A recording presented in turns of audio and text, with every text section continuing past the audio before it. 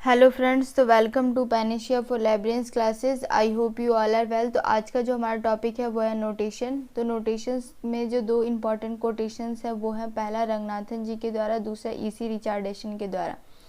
तो रंगनाथन जी ने कहा था कि नोटेशन जो है कि servant of the ideal plane है। तो अगर हमसे क्वेश्चन पूछा जाए कि who quoted this statement is a notation is a servant of the ideal plane, तो doctor S R Ranganathan. E C Richardson ने कहा था notation is a shorthand sign.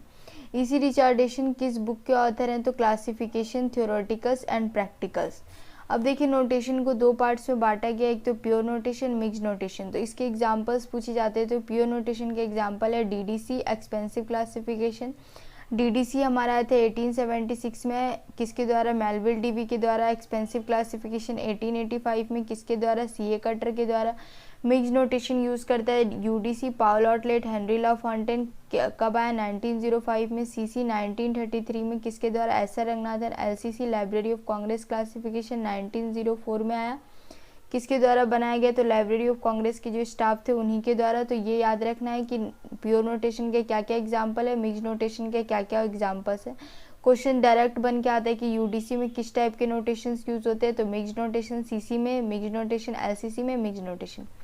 अब नंबर्स, तो डीडीसी में इंडो अरेबिक नंबर यूज होता है, UDC में रोमन नंबर या मिक्स नंबर बोल सकते हैं, सीसी में भी मिक्स नंबर, सब्जेक्ट क्लासिफिकेशन में अरेबिक न्यूमरल्स याद रखना है। अब देखिए, डीडीसी हमारा आया था 1876 में, लेकिन डीडीसी जो है एज ए थीसिस की तरह कब पब्लिश हुआ था? तो 1873 में।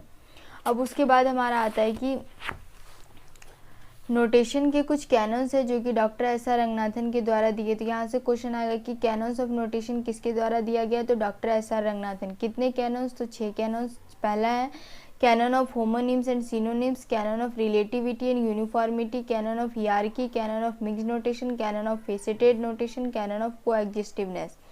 तो ये याद रखना है। फिर हमारा आता है क्वालिटीज़। तो क्वालिटीज़ में हमारा आता है नोटेशन हमारा ब्रीफ होना चाहिए, हॉस्पिटैलिटी होना चाहिए, फ्लेक्सिबल, मैनामोनिक और रिफ्लेक्ट ऑर्डर, ऑर्डर को रिफ्लेक्ट करना चाहिए। इसमें से आपसे दो चीज़ यहाँ से क्वेश्चन ये पूछेगा कि हॉस्पिटैलिटी जो नोटेशन में जो क्वालिटी हॉस्पिटैलिटी, इसका मतलब क्या है? मैनामोनिक का मतलब क्या है? तो मैनामोनिक का मतलब होता है एड टू मेमोरी। मैनामोनिक के 3 टाइप्स हैं, अल्फ़ाबेटिक मैनामोनिक, शेड्यूल मैनामोनिक एंड सेमिनल मैनामोनिक। अब देखिए, हॉस्पिटैलिटी ऑफ का मतलब क्या होता है कि जैसे भी हमारे न्यू सब्जेक्ट्स अगर हमारे स्टडी आ गए स्टडी में, तो हम लोग को उसको अरेंज करते वक्त हम लोग को इस तरीके से उसको अरेंज करना है कि जो हमारा पहले से क्लासिफिकेशन स्कीम चल रहा है उसको हम डिस्टर्ब ना करें। तो ये हमारा कहता है हॉस्पिटैलिटी ऑफ नोटेशन का ये मतलब है कि जो भी हमारा न्यू सब्जेक्ट्स आया है उसको हम इस तरीके से अरेंज कर दें कि जो हमारा पहले से चल रहा है उसको कोई भी डिस्टर्बेंस ना हो। अब देखिए, जो भी हमारे टर्म्स होते हैं उसको हम लोग को अरेंज करने के लिए हम लोग 4 डिवाइसेस का यूज़ करते हैं, gap device, subject device, alphabetical device और क्रोनोलॉजिकल डिवाइस। वो सारे डिवाइसेस मैंने आपको बताए हुए हैं। तो गैप डिवाइसेस का हम लोग का यहाँ पे मतलब ये होता है कि जो भी गैप डिवाइसेस में क्या होता है कि कुछ सब्जेक्ट्स हम लोग अरेंज कर रहे हैं, उसके बाद हम लोग कुछ इसके बीच में वेकेंट छोड़ देंगे। वो वेकेंट इसलिए छोड़ा जाता है कि मान लीजिए कि जैसे कोई ज्योग्राफी है, इसमें कोई न्यू सब्जेक्ट्स आए तो हम लोग क्या करें, उस वेकेंट प्लेस में उसको ऐड कर दें और हमारा जो क्लासिफिकेशन स्कीम है वो डिस्टर्ब ना हो। इसके लिए डॉक्टर एस आर रंगनाथन ने कुछ डिवाइसेस बताए हैं। तो अभी हम लोग इसमें गैप डिवाइस को पढ़ेंगे। तो गैप डिवाइस में जैसे एग्जांपल हम सीसी में ज्योग्राफी को लेते हैं, U1 से होता है मैथमेटिकल ज्योग्राफी, U2 से फिजिकल, U3 वैकेंट है, U4 से ज्योग्राफी, U5 से पॉलिटिकल, U6 से इकोनॉमिक एंड U8 से ट्रैवल, एक्सपीडिशन एंड वॉयज। अब देखिए, सीसी की बुक में, ये हमारी सीसी की बुक और ये हमारा चैप्टर यू ज्योग्राफी जो मैंने अभी आपको बताया। देखिए, U1 में हमारा आ रहा है मैथमेटिकल ज्योग्राफी, फिर U2 में हमारा आ रहा है, ये देखिए ये 2 है, U2 में हमारा आ रहा है फिजिकल ज्योग्राफी, ये देखिए 2-8 है। फिर उसके बाद 3 आया, 2-3 का ये सारा पार्ट है। उसके बाद जो है हमारा 4 आ रहा है, 3 गायब है। 4 है एंथ्रोपोग्राफी, फिर 5 है हमारा पॉलिटिकल ज्योग्राफी, फिर 6 है हमारा इकोनॉमिक ज्योग्राफी, 7 हमारा नहीं है, खाली है। फिर हमारा 8 है ट्रैवल, एक्सपीडिशन एंड वॉयज। तो हम लोग को इसको याद रखना है। तो हम लोग को इसको याद रखना है कि गैप डिवाइस में सीसी में किस तरीके से याद रहता है कि वेकेंट जगह को छोड़ दिया जाता है ताकि जो हमारा जो न्यू सब्जेक्ट्स आए उसको हम लोग अरेंज कर सकें। फिर उसके बाद हमारे कुछ सेक्टोराइजिंग डिजिट्स हैं, उसको हम लोग को याद रखना है। क्वेश्चन पूछा जाएगा कि सेक्टोराइजिंग डिजिट्स में हमारा जो इम्पिटी डिजिट्स है वो कौन कौन से नोटेशन में, तो याद रखना है 0, 9, small Z and capital Z, ये हमारे क्या कहलाते हैं, इम्पिटी डिजिट्स। इम्पिटी डिजिट्स का अगर मतलब पूछा जाए तो ये हम लोग को याद रखना है। इम्पिटी डिजिट्स का कोई मीनिंग नहीं होता है, लेकिन हम लोग इसको नोटेशन में यूज़ करते हैं, इनको कोई सिमेंटिक मीनिंग नहीं प्रेफर किया जाता है। अब देखिए जैसे कि हम लोग क्लासिफिकेशन कर रहे हैं 1, 2, 3 से लेके हम लोग 9 तक जाएंगे, लेकिन 9 के बाद हम लोग 10 नहीं लिखेंगे, 9 के बाद हम लिखेंगे 9, 1, 9, 2, 9, 3, 9, 4। क्वेश्चन आपसे नॉर्मली ये पूछा जाए कि इम्पिटी डिजिट्स किस में नोटेशन का पार्ट है, इम्पिटी डिजिट्स में क्या क्या आता है, तो 0, 9, small Z and capital Z. Alphabets में भी देखिए ए से लेके पूरा हम जेड तक जाएंगे, फिर उसके बाद जेड के बाद से जेड ए जेड बी, और एक point Z A Z B, फिर अगर पूरा ख़त्म हो जाए जेड ए जेड तक, फिर डबल जेड ए, इस तरीके से यूज़ करते रहेंगे। तो ये हमारे क्या कहलाता है, इम्पिटी डिजिट्स। ये भी याद रखना है कि इम्पिटी डिजिट्स कभी भी अकेला यूज़ नहीं होता, ये हमेशा पेयर्स में चलेगा। और उसके बाद क्या है कि इसको जो है कोई भी मीनिंग नहीं प्रेफर किया जाता है। फिर हमारा आता है इम्पिटी एंड इम्पिटिंग डिजिट्स। तो इम्पिटी एंड इम्पिटिंग डिजिट जो नोटेशन का है उसमें हमारा आता है T, V, Z and X. तो ये 4 याद रखना है।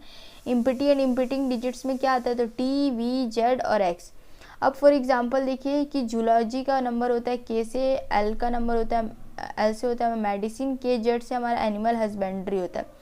इम्पिटी एंड इम्पिटिंग डिजिट्स का मतलब होता है सेम वही होता है कि इसमें भी इसका कोई मीनिंग नहीं होता है, इसको कोई मीनिंग प्रेफर नहीं किया जाता है, लेकिन ये क्या करता है, अरे को एक्सटेंड करने का काम करता है। जो भी हमारा पहले से ओरिजिनल अरे चल रहा है उसको एक्सटेंड करेगा। अब जैसे देखिए हमारी सीसी की बुक है, तो इसमें देखिए के से हमारा जूलॉजी है, एल से हमारा मेडिसिन है, लेकिन के जेड से एनिमल हस्बेंड्री आ गया। हमने क्या किया, यहाँ पे इसको एक्सटेंड किया, ये जो है फिर देखिए एल से हमारा है, एल के बाद एम है यूजफुल आर्ट्स, लेकिन एल जेड से जो कि मेडिसिन से, तो हमने यहाँ पे एल जेड से इसको डिनोट किया। फिर यहाँ पे देखिए एच है, एच के बाद आई, और एच जेड से हमने माइनिंग को डिनोट किया। तो हम लोग को इस तरीके से एग्जांपल्स याद नहीं है, हम लोग को ये याद रखना है कि इम्पिटी एंड इम्पिटिंग डिजिट्स में क्या आता है, तो T, V, capital Z and X. Empty digits में क्या आता है नोटेशन के, तो 0, 9, small Z and capital Z. और तो ये हमारा हो गया। फिर गैप डिवाइसेस आपको याद रखना है, चारों टाइप्स के, सब्जेक्ट डिवाइस, अल्फ़ाबेट, क्रोनोलॉजिकल, ये चारों गैप डिवाइस याद रखने हैं। फिर उसके बाद हम लोग को क्वालिटीज़ में इसके मेनोमोनिक और हॉस्पिटैलिटी का मतलब याद होना चाहिए। मेनोमोनिक के तीनों टाइप याद होना चाहिए आपको। एग्जाम क्वेश्चंस में एमसीक्यू में इसी तरह रहेगा कि मेनोमोनिक के टाइप्स दिए रहेंगे, अल्फ़ाबेटिकल, शेड्यूल और सेमिनल। आपको बताना हो कि कौन कौन से इसके टाइप्स हैं। फिर इसके कैनोन्स किसने दिए, कैनन ऑफ नोटेशन किसके द्वारा दिया, कितने कैनोन्स है, कैनन ऑफ नोटेशन क्या क्या है, इन सारी कैनन्स के आपको नाम याद होने चाहिए। फिर इसके बाद कोटेशंस आपको याद होने चाहिए, प्योर नोटेशन, मिक्स नोटेशन का एग्जांपल्स याद होना चाहिए। डीडीसी और ये सब में किस टाइप के नंबर्स यूज़ होते हैं, थीसिस में की तरह डीडीसी कब पब्लिश हुआ, आरसी इसी रिचार्डेशन जो है किस बुक के ऑथर हैं, तो क्लासिफिकेशन, थियोरेटिकल्स एंड प्रैक्टिकल्स। तो ये था हमारा पूरा नोटेशन से रिलेटेड टॉपिक। तो आई होप आप लोग को समझ में आएगा। तो थैंक यू फ्रेंड्स, मिलते हैं नेक्स्ट वीडियो में, तब तक हंसते रहिएगा, पढ़ते रहिएगा। Thank you.